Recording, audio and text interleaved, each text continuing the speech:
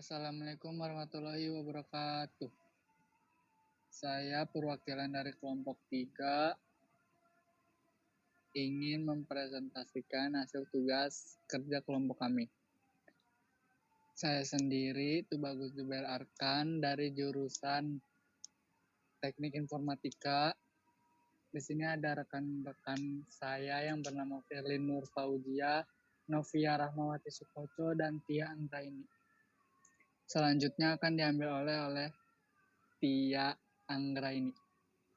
Pengertian tasawuf adalah ilmu dalam agama Islam yang berfokus menjauhi hal-hal duniawi. Istilah tasawuf berasal dari bahasa Arab dari kata tasawafa atau yatasawwafu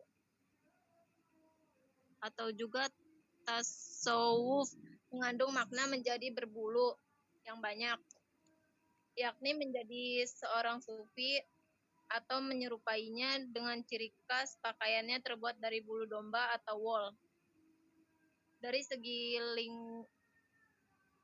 linguistik atau kebahasaan, ini segera dapat dipahami bahwa tasawuf adalah sikap mental yang selalu memelihara kesucian diri, beribadah, hidup sederhana, rela berkorban untuk kebaikan, dan selalu berbuat kebajikan. Tujuan tasawuf. Menurut Risan Rusli, tasawuf merupakan bagian dari ajaran Islam yang bila diamalkan akan mengantarkan kepada tingkat pengenalan. Dalam hal ini, Harun Nasution menyatakan bahwa tasawuf atau sufisme sama dengan mistisme di luar Islam, mempunyai tujuan memperoleh hubungan langsung dan disadari dengan Tuhan. Tujuan tasawuf adalah ma'rifatullah, mengenal Allah secara mutlak dan lebih jelas. Tasawuf memiliki tujuan yang baik, yaitu kebersihan diri dan taqarrub kepada Allah. Namun tasawuf tidak boleh melanggar apa-apa yang telah secara jelas diatur oleh Al-Quran, As-Sunnah, baik dalam akidah, pemahaman, atau tata cara yang dilakukan.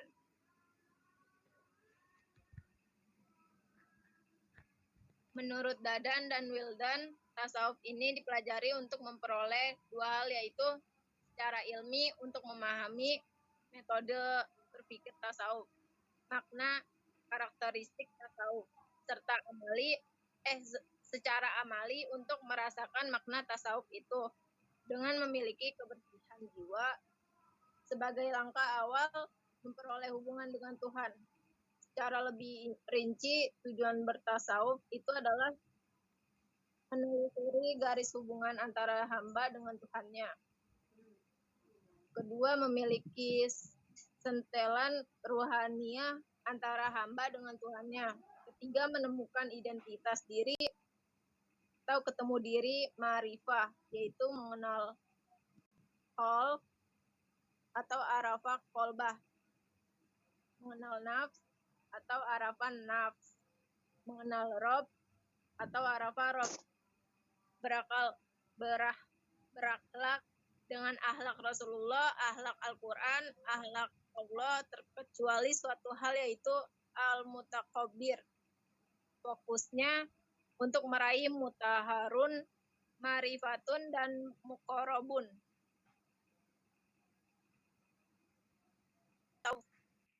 Manfaat tasawuf dalam dunia Islam. Tasawuf memiliki banyak manfaat dalam kehidupan dan dunia Islam. Di bawah ini adalah 10 manfaat tasawuf, yaitu 1. Dalam bidang kecerdasan emosional, 2. Dalam bidang kecerdasan spiritual, 3. Dalam bidang kecerdasan spiritual, 4. Dalam bidang etos kerja, 5. Dalam bidang pendidikan, 6. Dalam bidang ilmu pengetahuan, 7. Sumber pengingat, 8. Landasan hidup, 9. Pembatas ilmu Islam, 10. Lebih mencintai Allah. Selanjutnya dilanjutkan oleh Firly.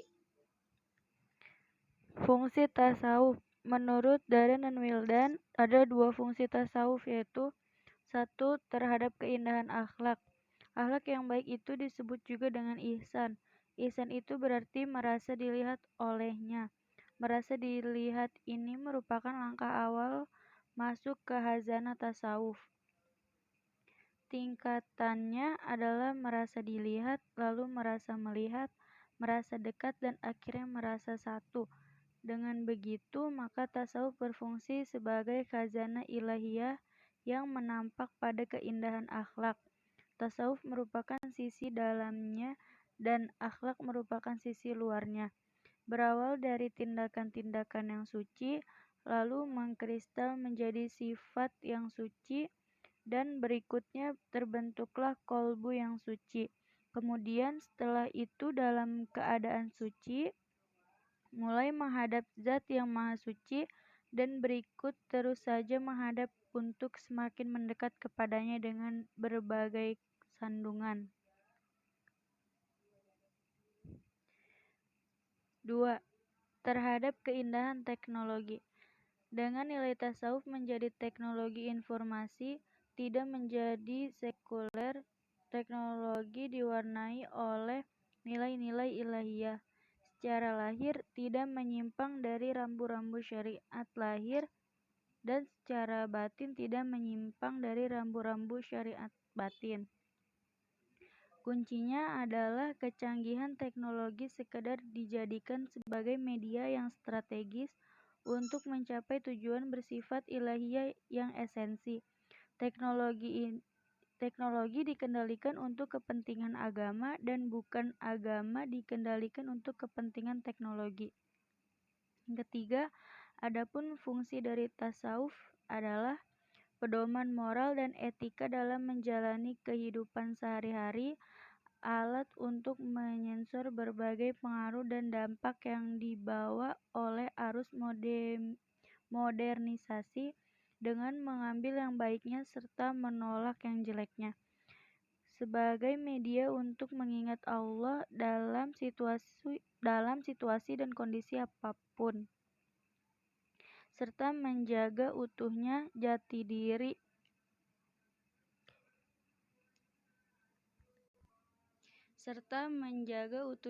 diri dan harga diri seorang muslim. Selanjutnya dilanjutkan oleh rekan saya, Novia. Baik, saya lanjutkan asal-usul wilayah kajian tasawuf. Pertama, asal-usul wilayah kajian tasawuf, ajaran Islam mengatur kehidupan yang bersifat lahirah dan bersifat batinlah. Itu disebut juga aspek spiritual, aspek mistik, aspek esoteris yang merupakan kajian tasawuf. Asal mula munculnya tasawuf itu ada pemicunya dan ada penyebabnya. Yang pertama, pemicu munculnya tasawuf. Pengalaman pahit umat yang terpinggirkan sehingga mereka menempuh perjalanan yang tidak biasanya dilakukan kebanyakan orang. 2. Kesamaan asketis dengan agama lain. Mereka memberi model yang sewarna dengan model yang ada dalam Islam. Penyebab munculnya tasawuf. Tasawuf muncul adalah karena ajaran Islam memiliki wilayah kajian khusus yang berada di luar kajian ilmu fikih. Dalam berbagai halnya ditampilkan dalam bentuk yang implisit atau tidak eksplisit.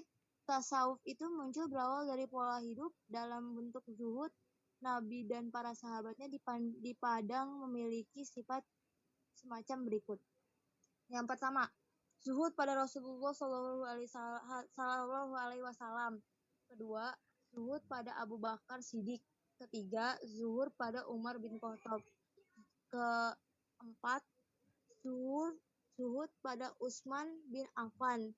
Kelima, zuhud pada Ali bin Abi Thalib. Keenam, zuhud pada ulama terdekat.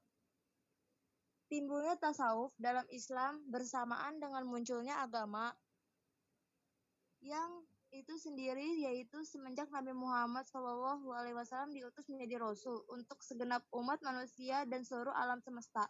Fakta sejarah itu menunjukkan bahwa pribadi Muhammad sebelum diangkat menjadi Rasul telah melakukan tahanut dan khalwat di Gua Hiro untuk mengasingkan diri dan masyarakat kota Makkah yang sibuk dengan hawa nafsu keduniaan. Kehidupan Nabi yang seperti itu dikenal sebagai hidup kerohanian yang bertujuan untuk mendekatkan diri pada Allah yang dilakukan oleh orang sufi sekarang ini. Corak kehidupan rohanian Nabi itulah yang dijadikan sebagai pedoman dalam hidup. Tasawuf itu merupakan ajaran yang diikuti oleh orang sufi, di mana sufi itu dianggap penganut Islam yang memisahkan kehidupan dunia dengan kehidupan akhirat. Adapun di kalangan orientalis barat biasanya dijumpai pendapat yang mengatakan bahwa sumber yang membentuk tasawuf ada 5, yaitu unsur Islam, unsur Masehi, unsur Yunani, unsur Hindu atau Buddha, dan unsur Persia.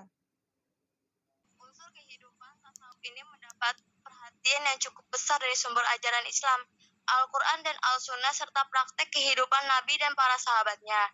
Al-Quran antara lain berbicara tentang kemungkinan manusia dengan Tuhan dan dapat saling mencintai atau mahabbah. Lihat Al-Quran Al-Maidah, perintah agar manusia senantiasa bertaubah, membersihkan diri, memohon ampunan kepada Allah. Petunjuk bahwa manusia akan senantiasa bertemu dengan Tuhan dimanapun mereka berada. Lihat di surat Al-Baqarah. Tuhan dapat memberikan cahaya kepada orang yang dikehendaki. Lihat surat An-Nur ayat 35. Selanjutnya Al-Quran mengingat manusia agar dalam hidupnya tidak diperbudak oleh kehidupan dunia dan harta benda. Lihat surat Al-Hadid atau Al-Fatir ayat 5. Dan senantiasa bersikap sabar dalam menjalani pendekatan diri kepada Allah. Lihat surat Al-Imran ayat 3. Selanjutnya, unsur luar Islam. Dalam berbagai literatur yang ditulis para orientalis barat sering dijumpai uraian yang menjelaskan bahwa tasawuf Islam dipengaruhi oleh adanya unsur agama Masehi, unsur Yunani, unsur Hindu atau Buddha, dan unsur Persia. Hal ini secara akademik bisa saja diterima, namun secara akidah perlu kehati-hatian. Para orientalis barat menyimpulkan bahwa adanya unsur luar Islam masuk ke dalam tasawuf itu disebabkan karena secara historis agama-agama tersebut telah ada sebelum Islam, bahkan banyak dikenal oleh masyarakat Arab yang kemudian masuk Islam.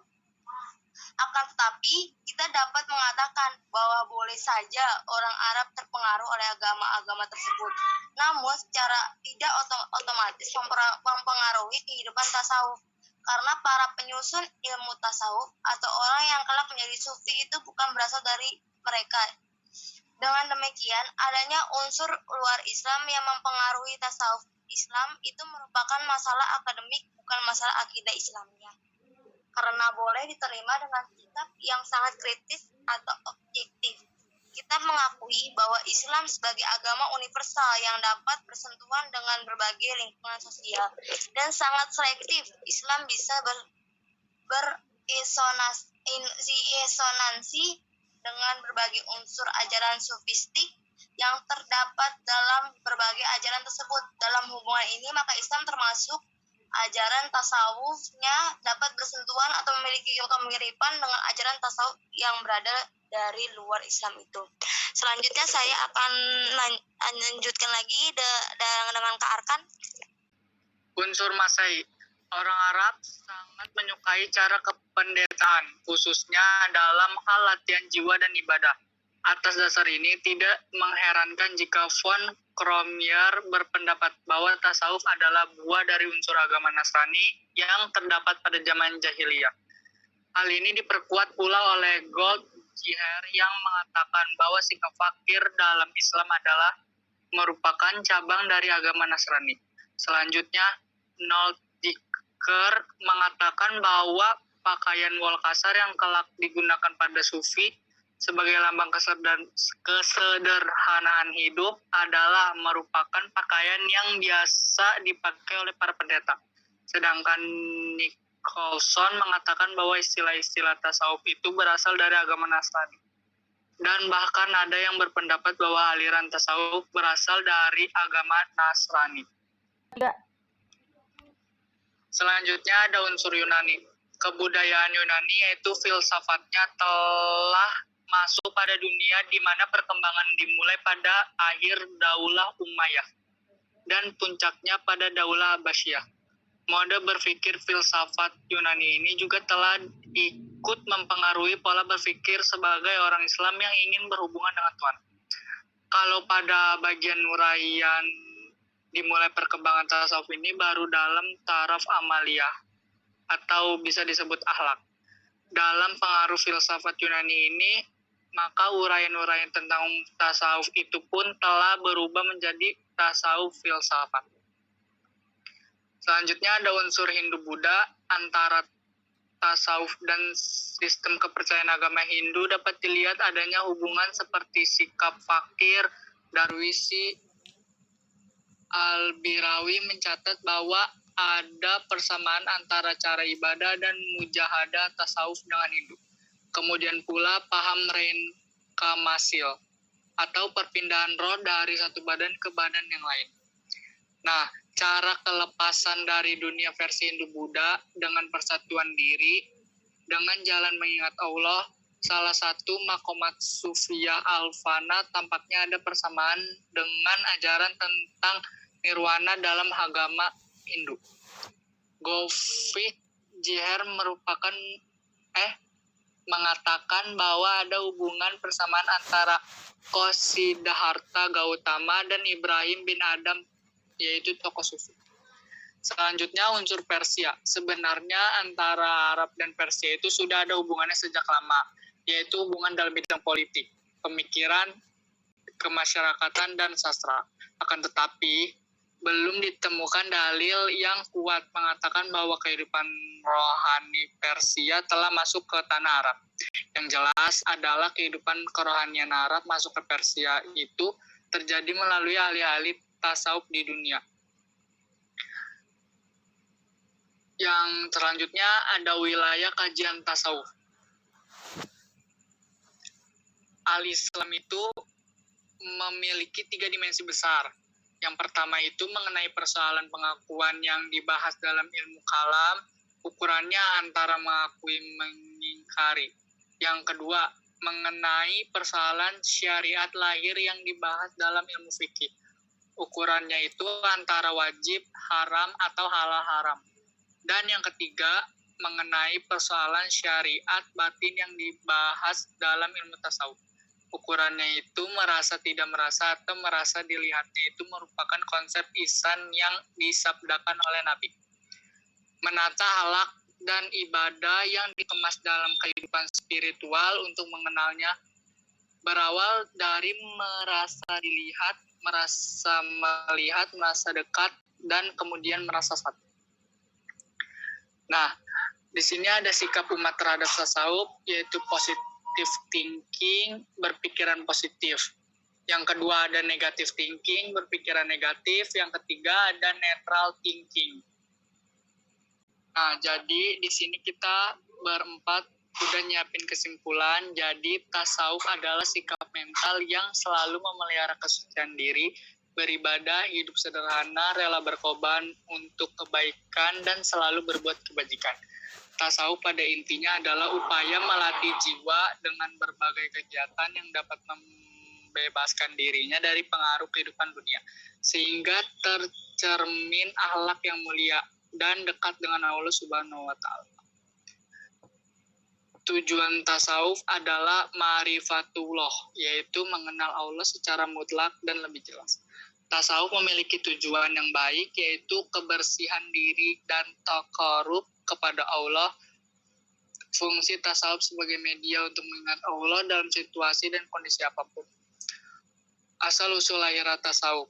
Selain lahir murni dari Islam, para ahli orientalis barat bahwa tasawuf lahir dipengaruhi oleh beberapa unsur dari luar non-Islam, yaitu yang pertama ada unsur Yunani, yang kedua ada unsur Hindu-Buddha, yang ketiga ada unsur Persia, yang keempat ada unsur Masehi. Adapun umat terhadap tasawuf ini ada yang berpikiran positif, negatif, dan bersikap dan berpikir netral. Terima kasih dan mohon maaf bila ada kekurangan atau kesalahan penyampaian kata dari kelompok 3. Kami ucapkan Assalamualaikum warahmatullahi wabarakatuh.